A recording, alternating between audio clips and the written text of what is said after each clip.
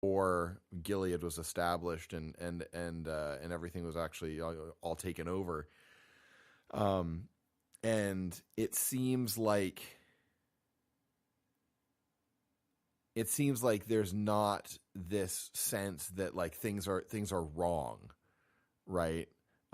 Except for from the perspective of the main character who's a woman and she's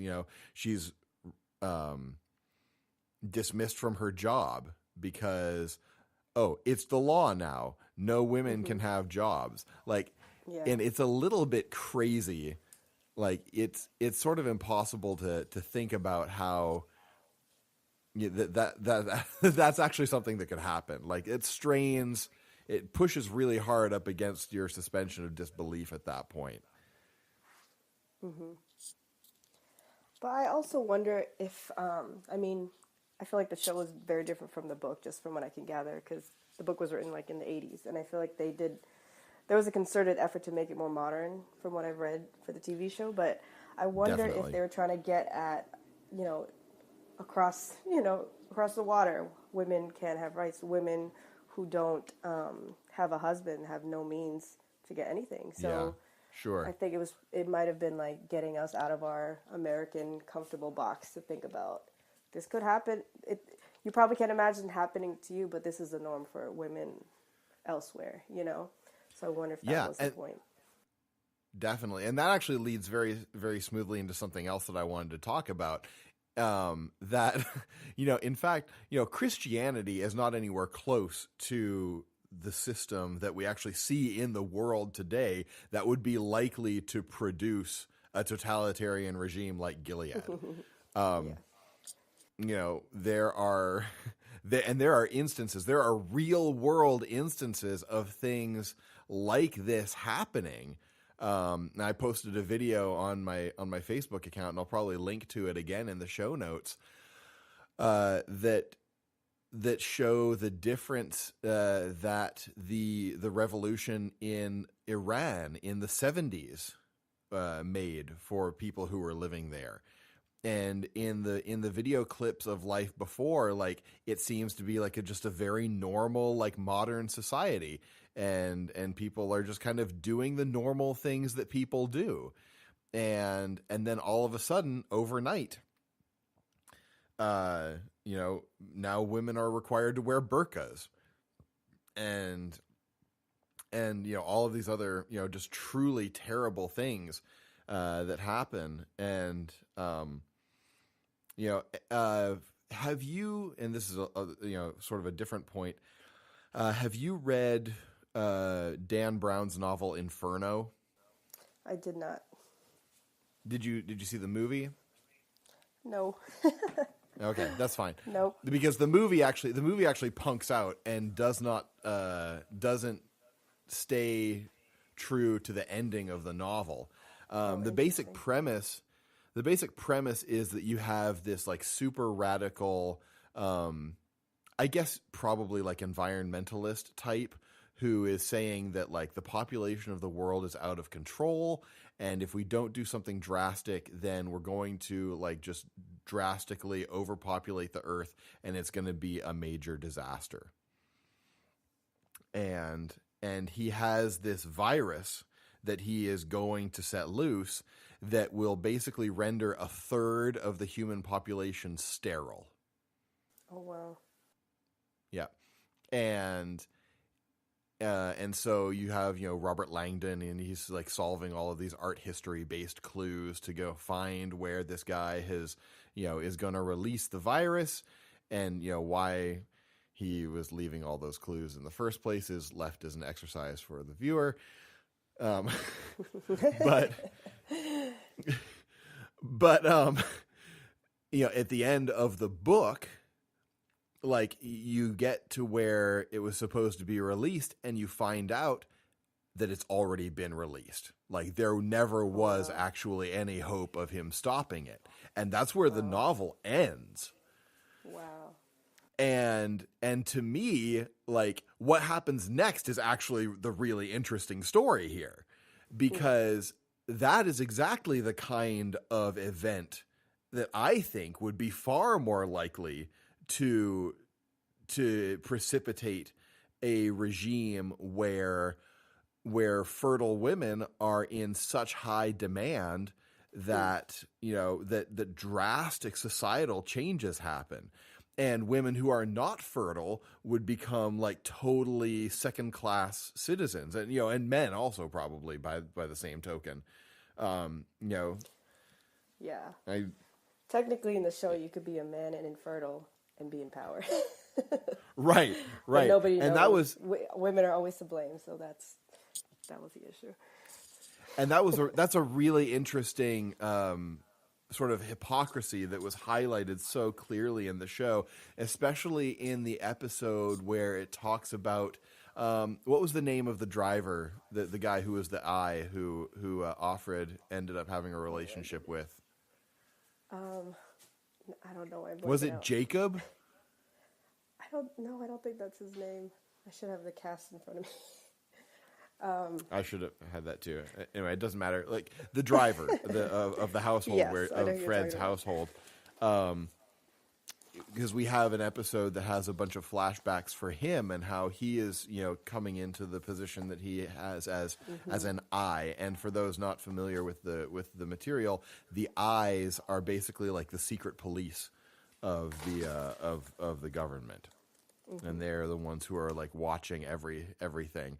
And it's so creepy because like one of the standard greeting, or I guess I don't know if it's the greeting or it's the leave taking phrase that people use is under his eye, basically under the eye of God, like he's always watching us. And these, people who, you don't know who they might be, is like the KGB, they're the eyes who are the eyes of the government. And they're always watching us. It's very, very, very creepy. But his name is Nick, you're, right? I'm so sorry. Oh, Nick. Okay, great. Thank you. Perfect. So when you see how Nick is being groomed by this leader of the revolution, one of the things that he says to him early on is, "We're going to clean up this country," as if he's really interested in just erasing all of the moral disintegration that is so frequently railed against by conservative Christians. But then what's so telling and what really just belies this whole enterprise to me later on is that in that same episode, a little bit later on, as things have progressed and now we're in the present again, and like leaders of Gilead are being investigated for having inappropriate relationships. And that seems like such a crazy, like a ridiculous phrase to use in this context, because like there's nothing appropriate or decent about anything that's going on here. But there's just to backtrack and give some context, there's a very, very specific setting and ceremony, and that's what it's actually called, is the ceremony in which the handmaids mate with the commanders of Gilead, and it's profoundly disturbing to watch. But basically, it's very regimented, it's very ritualistic, and it is not even in the slightest bit romantic or even sensual at all. Like this is some of the most deeply unsexy sex that I think has ever been depicted in mass media. Yes, I could agree with that. But anyway, so there are commanders who are being investigated for having actual like emotional ties to their handmaids and having sexual affairs with them outside the confines of the ceremony.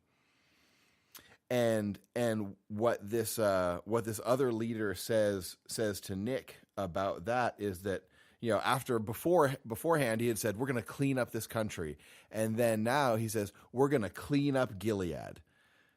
Is that not what we were already supposed to be doing? Like it was supposed to be done now.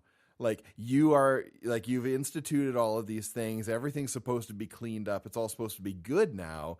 and oh no, now we need to clean up Gilead. And what like immediately the thought sprang to my mind when I heard that line is, you can't clean up human nature. It's true. Yeah. No amount of our effort is going to get rid of sin. Yeah. It's And like ingrained. and even in the midst of all of this, you know, there like this it's just so revolting, like the sanctimoniousness that these characters display, because in the midst of all of this stuff where, you know, it's all allegedly so like pure and holy and dedicated to God, you know, there's this secret sex club for the commanders that they just like go to every once in a while called Jezebels, you know, and that's a little bit on the nose, I think. Yeah. But it, I don't know. it, Our culture's again, pretty biblically literate, so people probably have yeah. to Google it. Well, but I mean, even I think in popular parlance, like Jezebel, even if people don't True. know like the biblical That's true. context for it, I think a lot of people understand that this is supposed to refer to a loose woman, if you will. That's true. But yeah, like there's so much just moral failing, and not even failing, because that kind of implies an effort toward like moral perfection. There's just so much just hideous hypocrisy going on in every level of this thing. You know, as the wife, you know, is starting of the commander, the main sort of one of the main characters, is starting to realize like this isn't working. Like he's had other handmaids before, and there's never been any children conceived, and so she kind of pulls a reverse Abraham and says like, this isn't working. We kind of need to help the system out. Let's see Offred, if you can have a kid with Nick. And so now like Nick and Offred are trying to conceive a child in order that this whole system might be propped up with like just another lie and another layer of this deception. And yeah. There's so much that goes on this show. It's too hard to... Yeah. You know, one of the things, you know, another thing that hit me is in that same episode when they're you know, investigating this guy for having an affair with his handmaid, you know, and he comes, you know, before like the assembly, and he's being judged, and he says, "I broke the sacred covenant between myself and my country and my brothers and God Almighty." But like, he doesn't even mention the covenant that he broke with his wife. You know, like that's not a consideration. Well, because their view of marriage is not anywhere close to the biblical view of marriage. Like, there was a scene, it wasn't some huge scene, but, you know, the commander, Fred, was talking to his wife about his day, about work, kind of giving her an update, and then she kind of tried to give her 2 cents, and he completely dismissed her, like, oh, don't worry your pretty little mind, basically. Because women don't have a say anymore in this country. Even if you're a wife, there's no real power, no real value for your mind. And so, yeah, that's what it's just like, no, even if you're a wife, you don't have the same power as the commander. So, you know, it makes sense why they wouldn't see it as a covenant with their wife. Their wife is just another puppet for their power, you know. So, yeah. You know, one of the other things that really hit me about this series was that, you know, we see multiple instances of commanders becoming intimate with their handmaids, and to me this totally exposes like the lie of sex as a simply physical act. You know, like, we as humans are hardwired for relationships, and something that I think our culture does not want to face up to is like the fact, and it's even like backed up by science. Like when you look at oxytocin and the way that people are affected by sex, like in a committed relationship or outside of a committed relationship. you know, Yeah. we're hardwired for relationships, and sex has emotional consequences.